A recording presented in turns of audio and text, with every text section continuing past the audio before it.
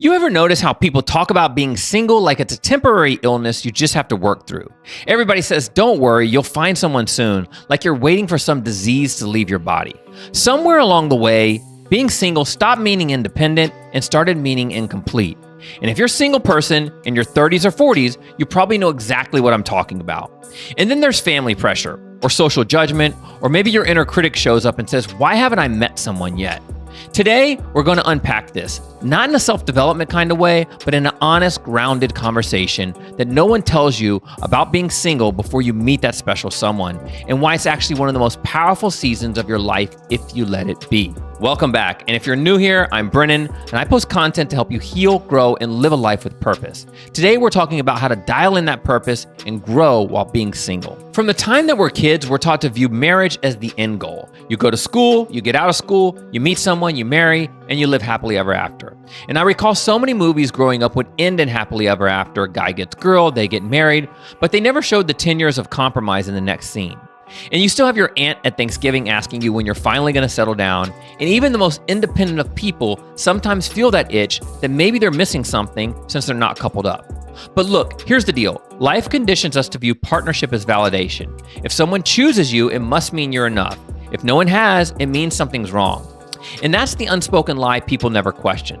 Sometimes we tie our worth to being chosen instead of to our own growth, purpose, and peace, and all the other accomplishments that make us who we are. But you see, real fulfillment, it doesn't start when someone chooses you. It starts when you stop waiting for someone to give you permission to be your most authentic self.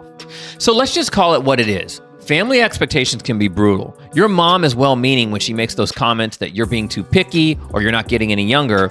And then there's the subtle stuff, right? All your friends and couple photos, engagement announcements, baby showers. And then your inner critic starts comparing and says, well, what am I doing wrong? One thing I know for sure, pressure, it doesn't create clarity, it creates panic. And when you start operating from a place of fear of being alone, fear of judgment, or fear of missing your window, you attract the wrong energy or person. You settle for people who don't align just because they're in front of you at the moment, and you start auditioning as if there's a part you need in a play versus being yourself. Being single isn't the problem. Feeling like you shouldn't be single is the problem. And what no one tells you is that your single years are sacred.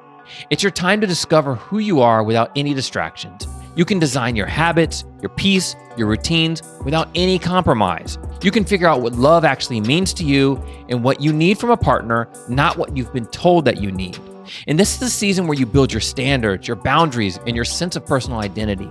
And the better you know yourself, the less likely you are to hand your heart over to someone who doesn't deserve it.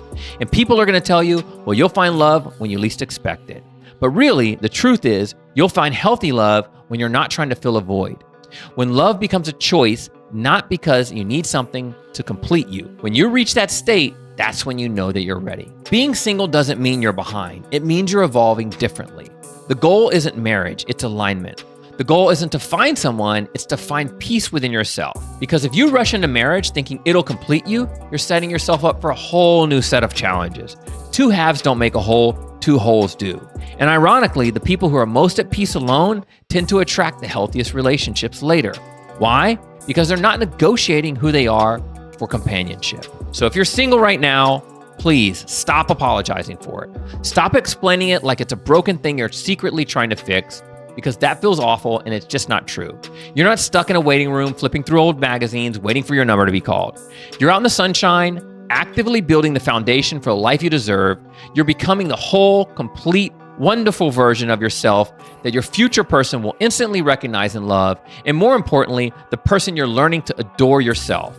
Because the prize isn't a wedding day. The real soul deep prize is peace.